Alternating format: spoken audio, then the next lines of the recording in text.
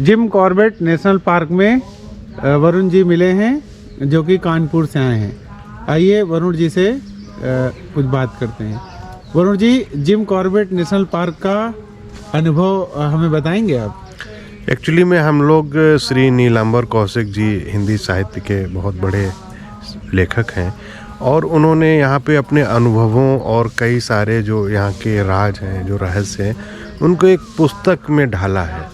वो उस पुस्तक का नाम है रूह कॉर्बेट की राज जंगल के। तो हम लोगों को पहले इतना अनुभव नहीं था या इतना हम लोग इस जंगल में कभी आए नहीं थे।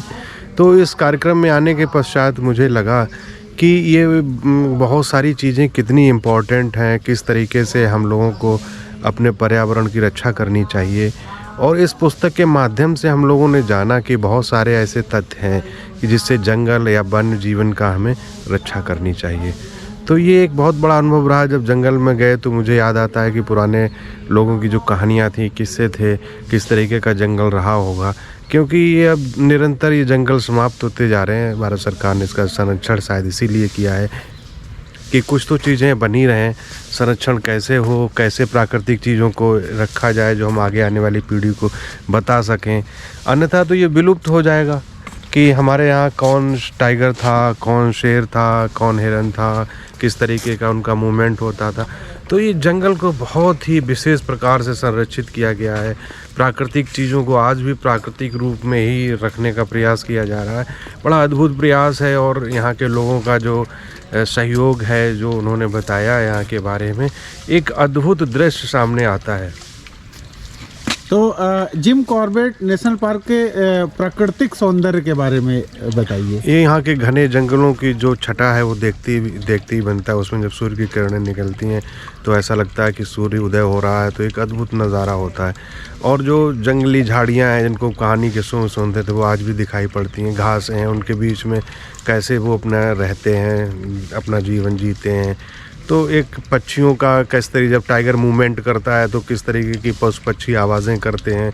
और जब अगर एकदम से शांत हो जाता है, अगर टाइगर का मूवमेंट नहीं, तो पूरे जंगल में साए साए की आवाज़ें आती।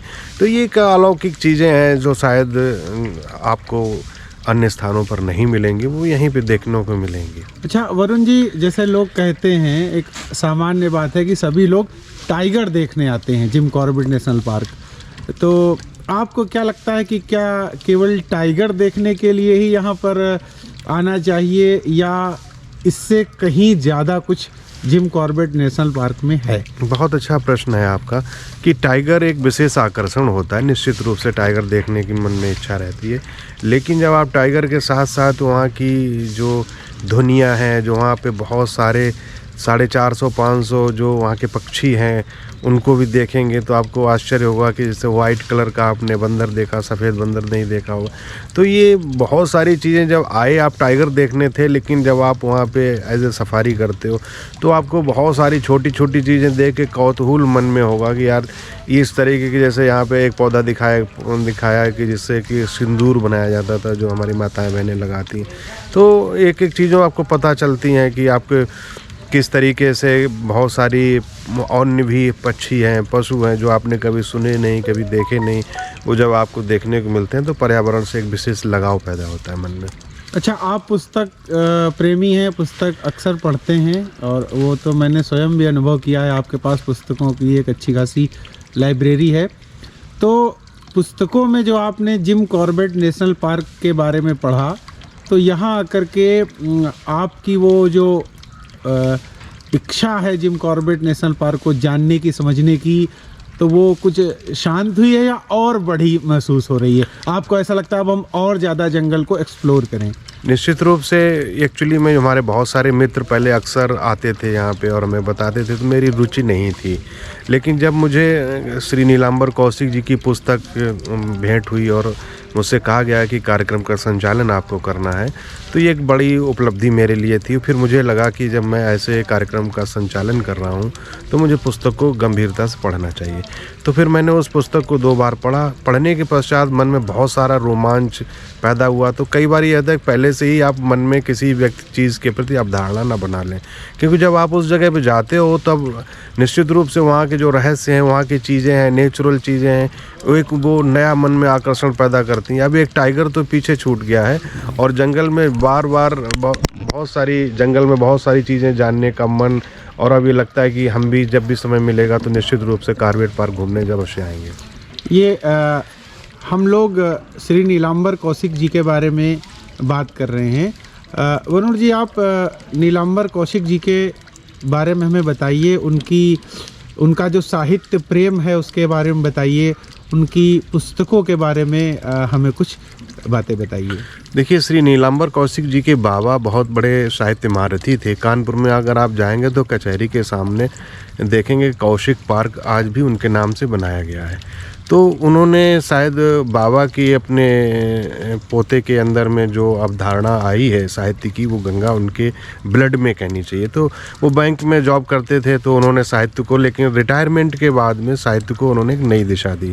बहुत सारी उनकी पुस्तकें उपन्यास, कहानी और कथा के रूप में आए। लेकिन जो ये यात्रा वृत्तांत था, ये हम लोगों को भी पढ़ के लगा कि एकदम निश्चित रूप से एक अद्भुत किताब है। इससे पहले महामहिम जी के ऊपर भी उनकी एक पुस्तक आई थी।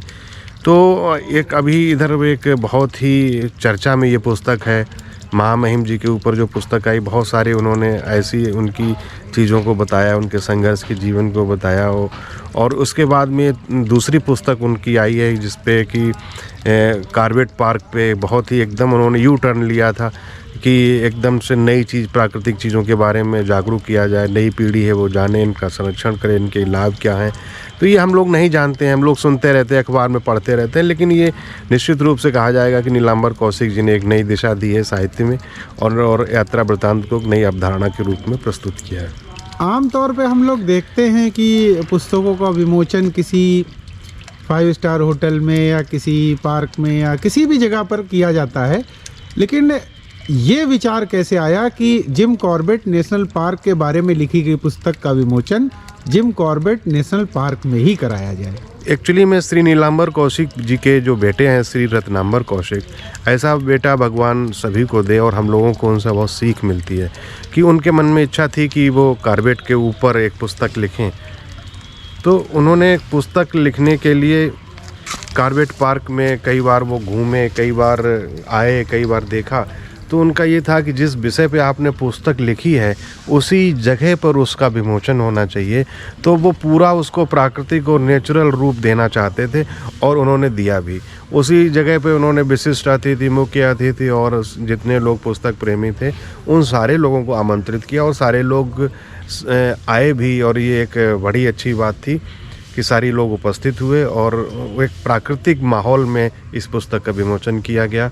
दूर दूर से लोग आए थे, कोई दिल्ली से आ रहा था, कोई कानपुर से आ रहा था, कोई लखनऊ से आ रहा था।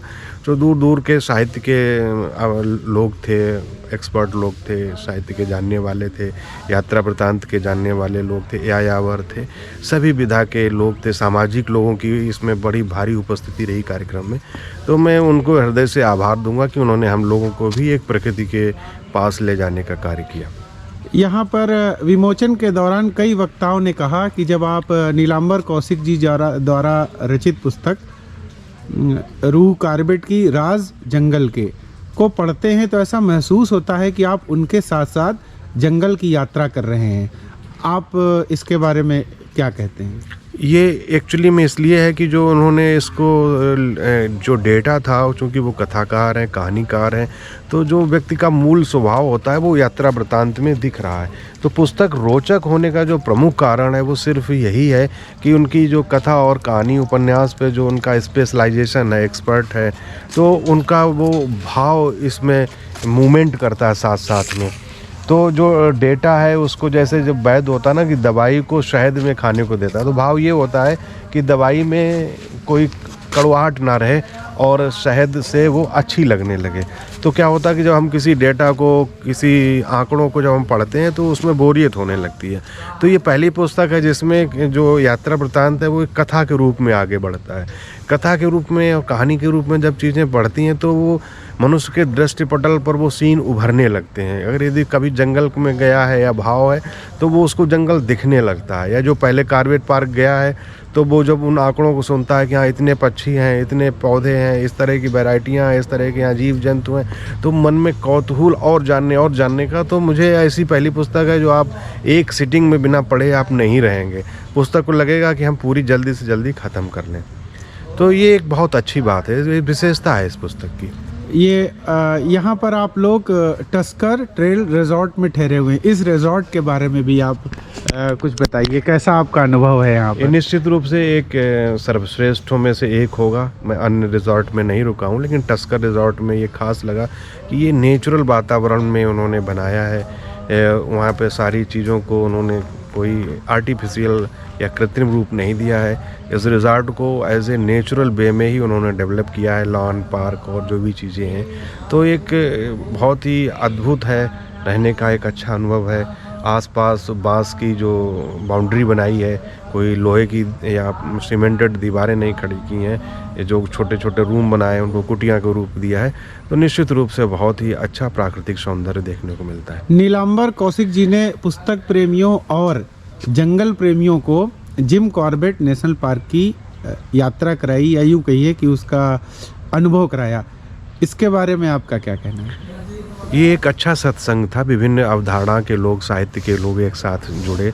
जो शाम को एक कहना चाहिए मिनी गोष्ठी या कैंप फायर था, तो उसमें जो अपना जो डिस्कशन होता था टॉपिक पे लेके, तो कई लोगों ने वेदों से और कई जगह से, जैसे डॉक्टर राकेश शुक्ला कानपुर से आए थे, हिंदी के बहुत अच्छे जानने वाले हैं और एक हिंदी के कहना चाहिए एक हस्ताक्षर हैं। उन्होंने वेदों से लेके और सारी व्याख्याएं प्रस्तुत की। उन्होंने इस चीज़ को प्रमाणित किया कि ये पुस्तक वाकई एक ऐसी पुस्तक है जो पाठक और लेखक के बीच में डायरेक्ट संबंध स्थापित करते हुए एक जंगल की यात्रा कराती है। क्या बहुत सारी किताबें हैं जहाँ पे साहित्य के कठिन शब्द होते हैं, तो जो आम पाठक है वो दूर हो जाता है। तो ये आम पाठक को ध्यान में रखते हुए शायद ये पुस्तक लिखी गई है, इसीलिए इसको आम पाठक बहुत ही गंभीरता से ले रहा है और इतनी जल्दी कोई लोकप्रिय हुई है। और इस तरह की पुस्तक जिसमें यायावर के साथ साथ में जंगल का विवरण भी है, तो बहुत ही अच्छी पुस्तक है। वरुण जी, आपने हमसे बात की, इसके लिए आपका बहुत बहुत धन्यवाद। धन्यवाद, आपको भी बहुत बहुत आभार।